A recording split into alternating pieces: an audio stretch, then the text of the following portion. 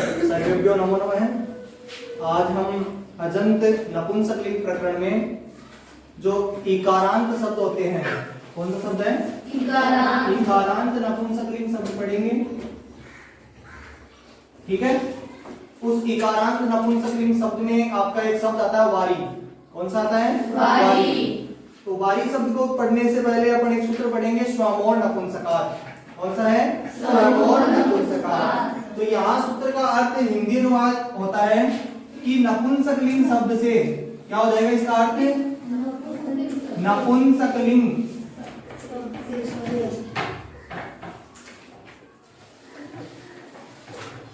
शब्द से परे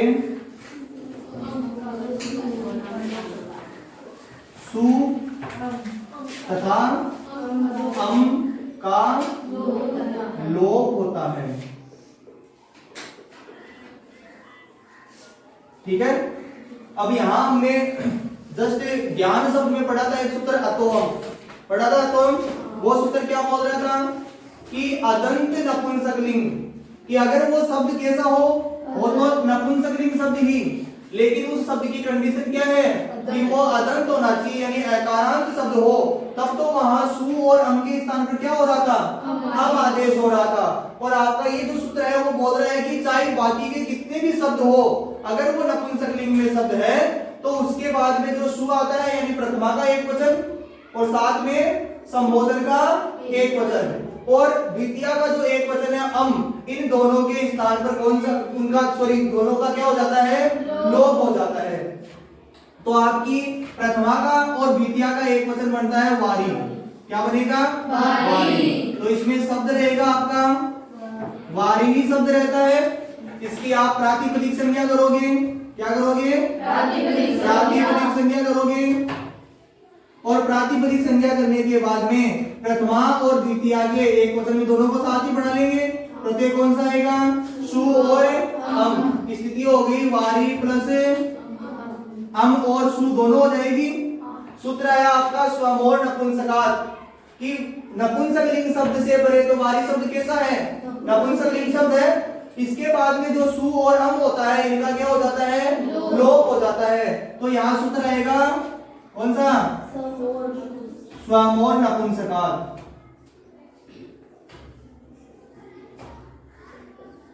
इस सूत्र के द्वारा इन दोनों का क्या हो जाएगा? लोप हो जाएगा। सु और अम का क्या हो जाएगा? लोप हो जाएगा। तो लोप कर देंगे, इति सूत्रेण सु अम इति लोपे कृते। जब सु और अम निकल गया यानी इनका लोप हो गया तो क्या बचा अपने पास? तो वारी इति रूपम सिद्धम। ये क्या कहा बनाया अपन ने? प्रथमा और द्वितीय के एक वचन में बनाया है। फिर उसके बाद में दूसरा जो शब्द है वो बनेगा वारी का वारिणी। क्या बनेगा? वारिणी। अब उसके लिए फिर आपका एक नया सूत्र आता है नुम आगम करने का। लिखो इको अचि विभक्तौ।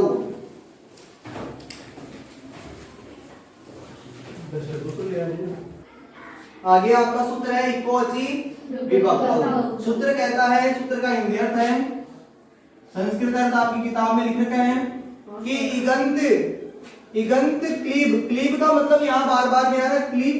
क्लीब का यहाँ मूल रूप से क्लीब। ठीक है, पैका वही जनाम सोन में क्या कर देगा? जसत्व तो पैका क्या बन जाएगा? बै आ रहा है बार बार में, तो क्लीब बोल दो या क्लीब बोल दो, इसका मतलब होता है नपुंसक। क्या होता है? नपुंसकलिंग। तो जहां जहां आपको बार बार में क्लीब दिख रहा है उसका मतलब आप क्या मानोगे? नपुंसकलिंग में। तो यहाँ बोल रहा है कि इगंत नपुंसकलिंग क्या हो जाएगा? इगंत नपुंसकलिंग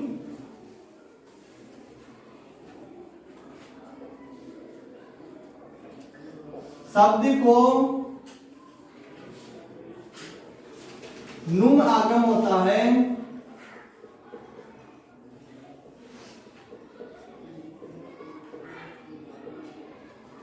ठीक है, आजादी विभक्ति परे रहते।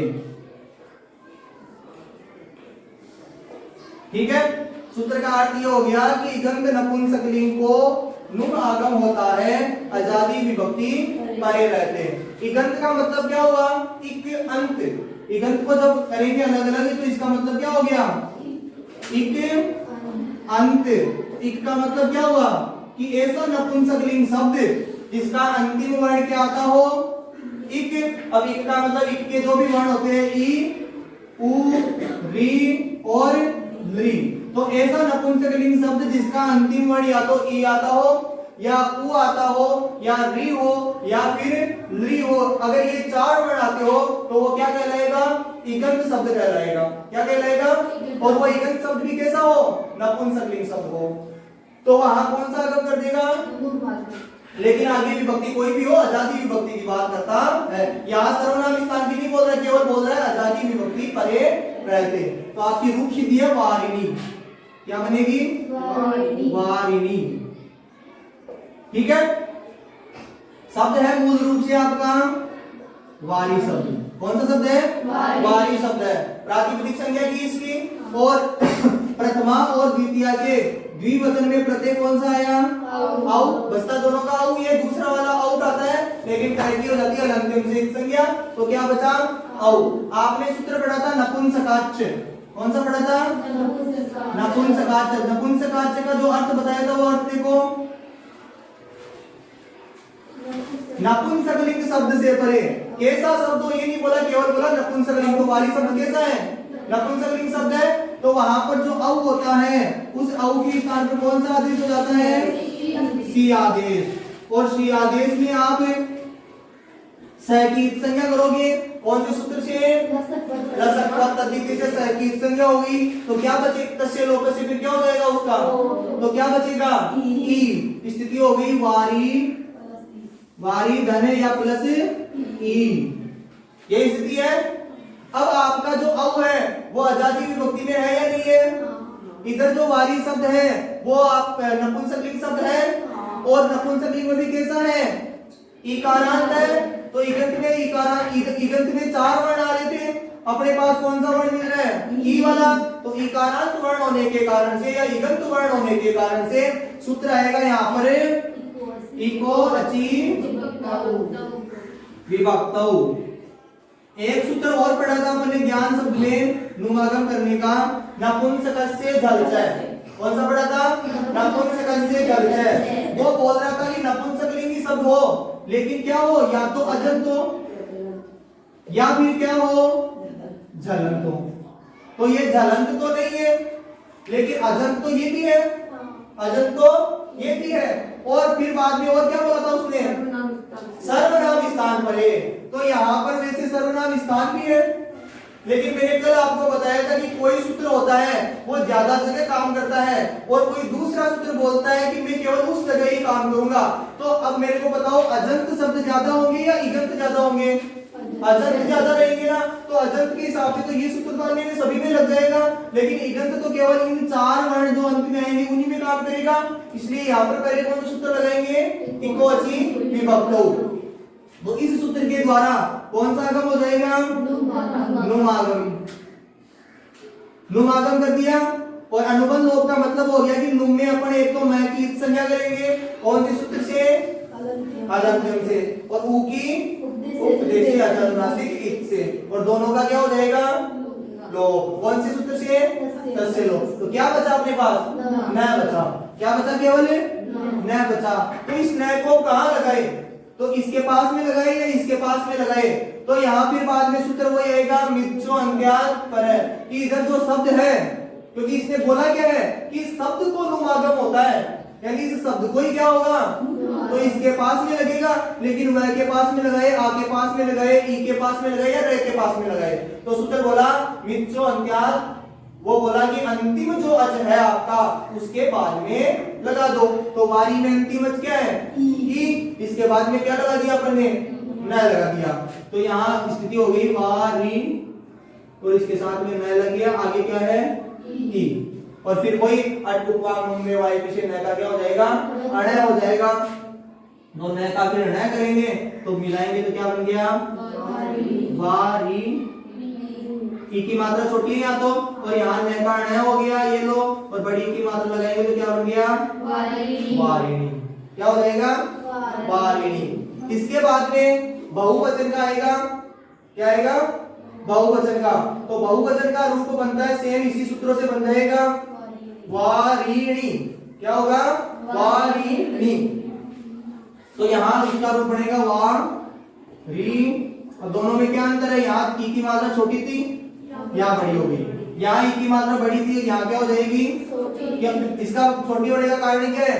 वो जस के औ के स्थान पर सी बड़ा था तो ई की मात्रा बड़ी थी, और जस और जस के स्थान पर सी है वो ई की मात्रा कैसी होगी? छोटी। तो वह रस वो वाला हो जाएगा। शब्द कौन सा आपका? इसकी प्रातिपदिक संज्ञा करेंगे, और प्रथमा के बहुवचन में तो विभक्ति आ जाएगी आपकी, और द्वितीय के बहुवचन में सस। ठीक है। सूत्र है आपका जस ससो सी। कौन सा आया? जस ससो सी। जस ससो सी। वो क्या कर देगा? जस और सस के स्थान पर सी आदेश कर देगा। सी छोटा है, ठीक है, तो सी आदेश कर दिया इसने। सी में वही सैकिल संज्ञा लसकवत्ती कैसे हो जाएगी? कष्टे लोप से उसका क्या हो जाएगा? ई छोटा बचेगा, स्थिति होगी वारी प्लस ई। अब ये जो सी है तो इसकी सर्वनाम विस्तार करने का अपन एक सूत्र पढ़ा था, सी सर्वनाम स्थानम। कौन सा था? सी सर्वनाम स्थानम। ये जो सी होता है उस सी की क्या हो जाती है? अब सी का क्या बचा है? ई। तो ई इतने से ई की क्या होगी? सर्वनाम स्थान संज्ञा होगी। अब यहाँ भी वही बात है कि जस तो पहले से सर्वनाम स्थान था क्योंकि सूत्र में आता है, लेकिन सस क्या नहीं है? सर्वनाम स्थान नहीं है। तो इसको भी सर्वनाम स्थान करने के लिए यहाँ सी सर्वनाम स्थानम के द्वारा क्या होगी? इसकी सर्वनाम स्थान संज्ञा होगी। परिवर्तन कुछ हुआ नहीं, केवल क्या हुआ? ये क्या है? सर्वनाम स्थान हो गया। इगंतार है शब्द, नपुंसकलिंग शब्द है, दोनों विभक्तियां मूल विभक्तियां कैसी थी? अजाति विभक्ति थी।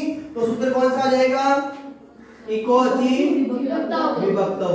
अब यहाँ इस सूत्र के लिए तो अपने को सर्वनाम स्थान की आवश्यकता थोड़ी है, क्योंकि ये तो क्या बोल रहा है? केवल अजाति विभक्ति होनी चाहिए आगे। तो आगे अजाति विभक्ति है, तो यहाँ इस सूत्र के द्वारा क्या हो जाएगा? नुमागम।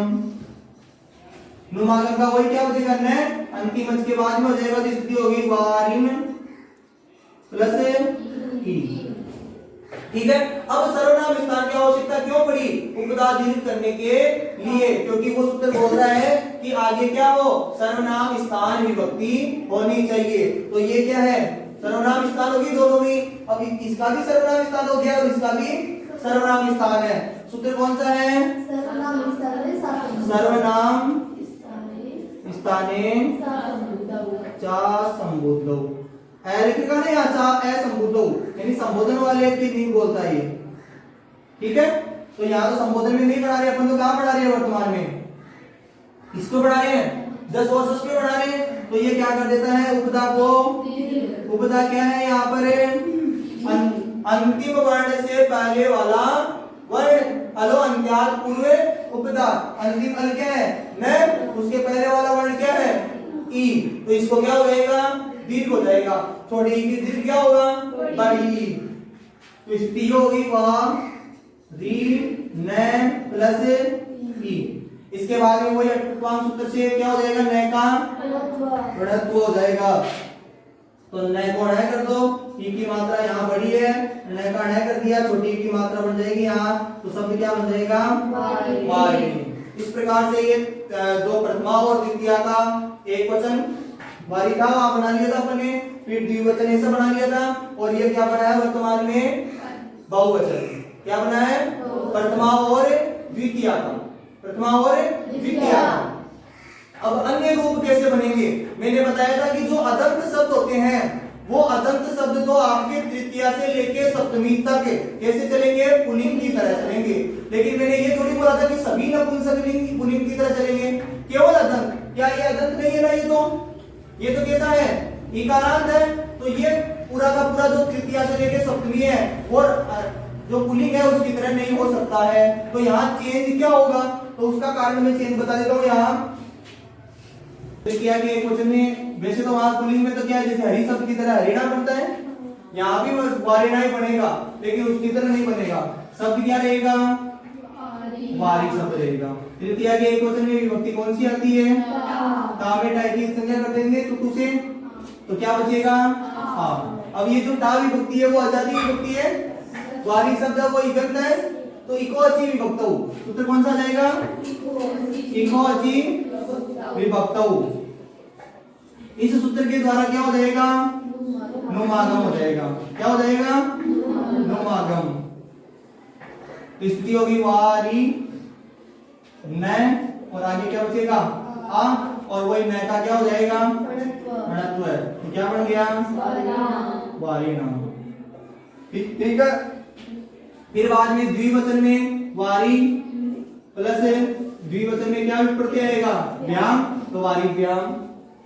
बहुवचन में वारी प्लस विष और षष्ठी ऋतु विसर्ग करोगे तो क्या बन जाएगा? वारी भी। अब में यहाँ तृतीया चतुर्थी पंचमी द्विवचन में यही बन जाएगा सेम। चतुर्थी और पंचमी के द्विवचन में वारी शब्द है, विभक्ति आती है व्यस्त, व्यस्त में व्य लिख दिया, षष्ठी ऋतु विसर्ग, क्योंकि हलाती विभक्ति है ये। तो कौन सी विभक्ति है ये? हलाती विभक्ति है। ऐसे ही आपकी वारी फू बन जाएगी। अब केवल हम अजाती विभक्तियों के बढ़ाएंगे। तो चतुर्थी के एक वचन में विभक्ति कौन सी आएगी? ये, और ये का क्या बचता है? तो इसका मतलब ये भी अजाती विभक्ति है। तो इस सूत्र के द्वारा यहाँ पर भी क्या हो जाएगा? नुमागम हो जाएगा, और फिर न का क्या हो जाएगा? णत्व हो जाएगा। तो ण और एक ही मात्रा मिलेगी तो क्या बन जाएगा? वारी ने। ये चतुर्थी के एक वचन हो गया। पंचमी और षष्ठी का एक वचन में क्या बनेगा? तो वारी प्लस ngसी, और पंचमी का एक वचन तो क्या आता है? और षष्ठी का एक वचन क्या है? दोनों का क्या बचता है? अजाती विभक्ति है। तो अजाती विभक्ति होने के कारण से यहाँ भी क्या हो जाएगा? नुमागम हो जाएगा, और न को क्या हो जाएगा? णत्व है। तो वारी ण हलंत, ण में है मिला, और षष्ठी ऋतु विसर्ग, तो वहां क्या बन जाएगा? वारिण है। फिर षष्ठी और सप्तमी के द्विवचन में विभक्ति आती है ओस। कौन सी आती है? ओस। तो वारी प्लस ओस अजाती विभक्ति है। कौन सी विभक्ति है? अजाती है ये भी। तो यहाँ पर भी क्या हो जाएगा इस सूत्र से? नुमागम, और न को कर देंगे ण, तो वारी न को किया ण, ओ मिला दिया, और षष्ठी ऋतु है, तो वहां क्या बन जाएगा? वारिणो। आम विभक्ति आएगी तो वारी न का ण किया, आम का आ मिलाया, मैं मिला दिया, क्या बन गया? वारिणाम। ऐसे नी विभक्ति आती है तो वारी